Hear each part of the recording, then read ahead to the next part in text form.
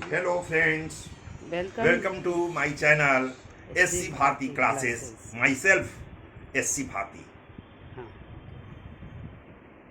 हाँ, spoken class first first spoken class मैं हर दिन 1 घंटा क्लास के लिए समय निकाल कर दूंगा, जिसका पहला आज स्पोकन क्लास हम बतलाने जा रहे हैं। देखिए, संसार के सारे जो बिना नोट वाले वाक्य हैं उसको एक वाक्य से 14 वाक्य इंग्लिश बोला जा सकता है। अर्थात लाखों वाक्य इंग्लिश बोलने के लिए ना आपको कोई माहौल, ना कोई फ्रेंड्स, ना कोई टीचर्स, किसी की भी आवश्यकता नहीं है। अगर ढंग से क्लास को अटेंड कर लेंगे, इस टाइम में हमारा टाइम होगा 3 से 4। इस टाइम में प्रतिदिन अगर आप अटेंड कर लेंगे तो आप स्पोकन फ्रेंडली इंग्लिश बोलने लगेंगे। विशेष के लिए आपको संपर्क करना होगा। ऑफलाइन भी सुविधा हम दे सकते हैं, आप कुछ दोस्तों के साथ अगर आते हैं तो। लेकिन अभी हम बिल्कुल फ्री ये हम दे रहे हैं, ये ज्ञान को मैं दे रहा हूं।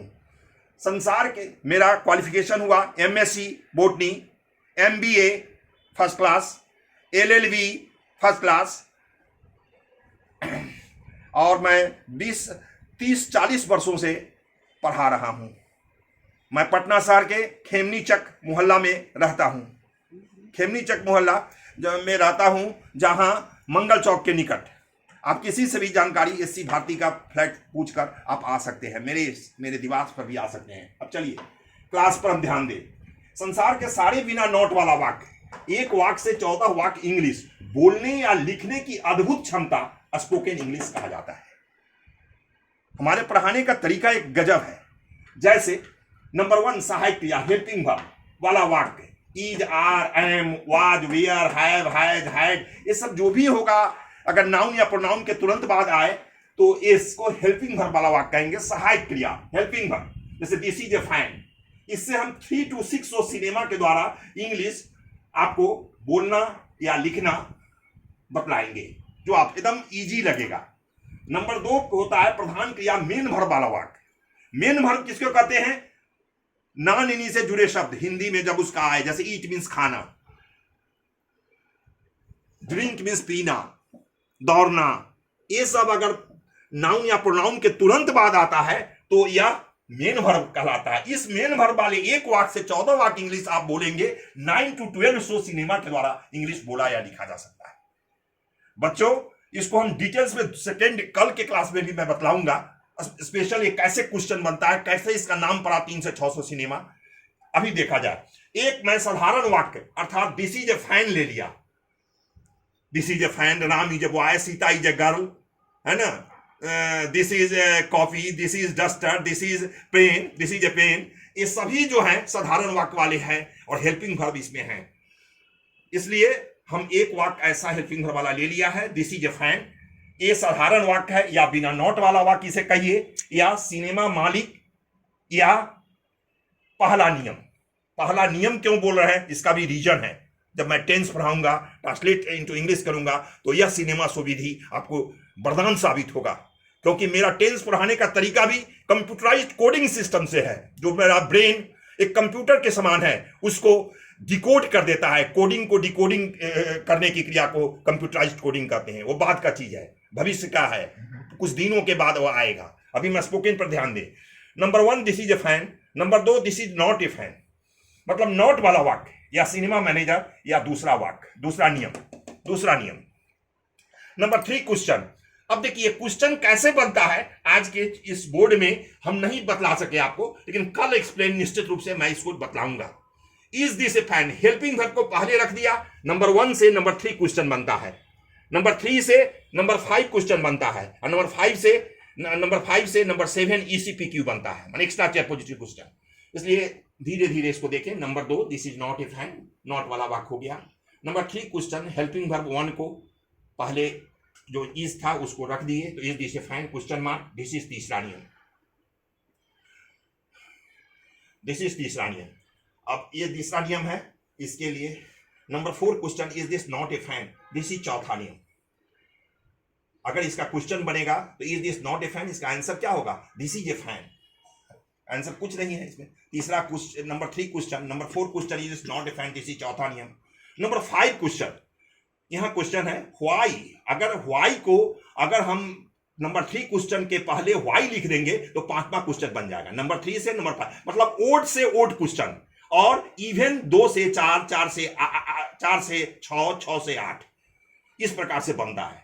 ओड से ओड क्वेश्चन और इवन से इवन क्वेश्चन बनता है। जैसे is this, number 4 question is not हो गया। Number 5 question, why is this a fan, this is 5वां नियम, क्योंकि 5वां नियम आप इसके द्वारा why is this a fan, this is 5वां नियम। संसार के सारे 5वें प्रश्न के उत्तर देने का तरीका, सिनेमा मालिक प्लस बिकॉज प्लस 5वें प्रश्न का मुख्य कारण, एक वाक्य का जो सर को लिखाना है, माने हमें लिखाना है, गुरु को लिखाना है आपको। और एक वाक्य अगर हम बच्चे आपको लिखा देंगे, एक शब्द का एक वाक्य, तो आप मिनिमम 25 से 30 हजार वाक्य इंग्लिश बोल सकते हैं उस एक मुख्य कारण से। सोचिए कितना आपको आनंद आएगा। Why is this a fan, this is a fan because it looks fan. अब देखिए यहां फैन, इट लुक्स फैन, यही मुख्य कारण है, 5वें प्रश्न का मुख्य कारण, जो सर को लिखाना है, सर को, आपके गुरु को, हमको लिखाना है। क्योंकि हम आपको ऐसे स्थिति में इंग्लिश स्पोकन करवाने जा रहे हैं कि जो 2-3 क्लासों के बाद आप चौथे दिन से इंग्लिश बोलने लगेंगे फ्लुएंटली। तो वहां मुख्य कारण हम इसलिए देंगे कि आपको ट्रांसलेशन पर कमांड नहीं है, क्योंकि 99% स्टूडेंट्स को ट्रांसलेशन पर कमांड नहीं है, बड़ा बड़ा वाक्य कोई ट्रांसलेट नहीं कर सकता है। हम हमारे पढ़ाने के बाद आप ट्रांसलेशन पर आपको कमांड हो जाएगी। तो बहुत लंबा है, लंबा प्रोसेस है।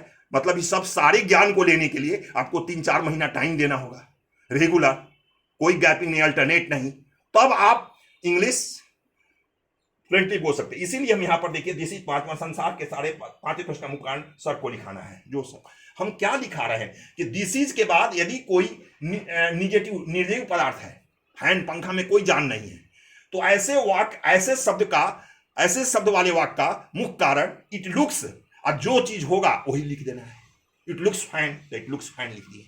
और 6ठे प्रश्न का मुख्य कारण आगे आएगा इसमें, नंबर 6 क्वेश्चन, इसमें why is this not a fan, why केवल जोड़ दिए नंबर 4 वाले में, तो नंबर 6 क्वेश्चन बन गया। देखिए is this not a fan, तो संसार के सारे, एरो का चिन्ह दिए, संसार के सारे 6ठे प्रश्न के उत्तर देने का तरीका, सिनेमा मैनेजर, मतलब नंबर 2 वाला sentence, this is not a fan, negative sentence को लिख दिया, सिनेमा मैनेजर बन गया, प्लस बिकॉज, प्लस 6ठे प्रश्न का मुख्य कारण, जो 5वें प्रश्न के मुख्य कारण को उल्टा कर देने से बनता है। इट लुक्स का उल्टा क्या होगा बहुआ बच्चे, it does not look, it does not look fan.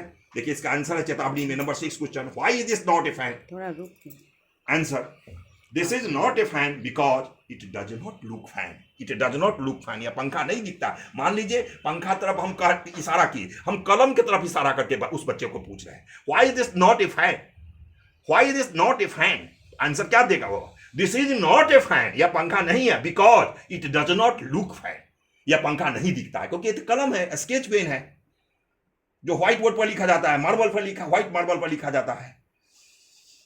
अब देखा जाए number 7 ECPQ, extra chair positive question, इसको हमको कैसे बनेगा, तो नंबर 5 से हु बहु बन जाता है। नंबर 5 के पहले how can you say that लिख दीजिए, नंबर 5 के पहले how can you say that, number 5 question के पहले why, how can you say that this is a fan, this is the fan, this is extra chair positive question. संसार के सारे ECPQ के उत्तर देने का तरीका, अपने एक्स्ट्रा चेयर पॉजिटिव क्वेश्चन का, 5वें प्रश्न का मुख्य कारण, plus so I can say that, plus cinema मालिक, मतलब बिना नॉट वाला वाला, जैसे चेतावनी, number 7 ECPQ, how can you say that this is a fan, answer it looks fan, या पंखा दिखता है, so I can say that this is a fan, या पंखा दिखता है इसलिए मैं कह सकता हूं कि यह पंखा है। नंबर 8 ECNQ, निगेटिव सेंटेंस, यह क्या बनता है, नंबर 6 के पहले, नंबर 6 से नंबर 8 बनता है। जैसे why is this not a fan question था, अब आप बोलेंगे how can you say that this is not a fan, how can you say that, कैसे कह सकते हैं कि पंखा नहीं है। नंबर 2, अब इससे 8 बना, संसार के सारे ECNQ के उत्तर देने का तरीका, 6ठे प्रश्न का मुख्य कारण, plus so I can say that, plus cinema manager, या दूसरा नियम कहिए। तो 6ठे प्रश्न का मुख्य कारण कौन है, it does not look fan, देखिए चेतावनी में है, how can you say that this is not a fan, it does not look fan, so I can say that this is not a fan, this is not a fan, यही cinema manager हो गया। Number 2 वाले sentence को who बहु लिख दिया, number 2 ये this is not a fan. तो यह सिनेमा, यही है मेरा आज का पहला क्लासेस, आज का पहला क्लासेस यही है आप लोगों के लिए।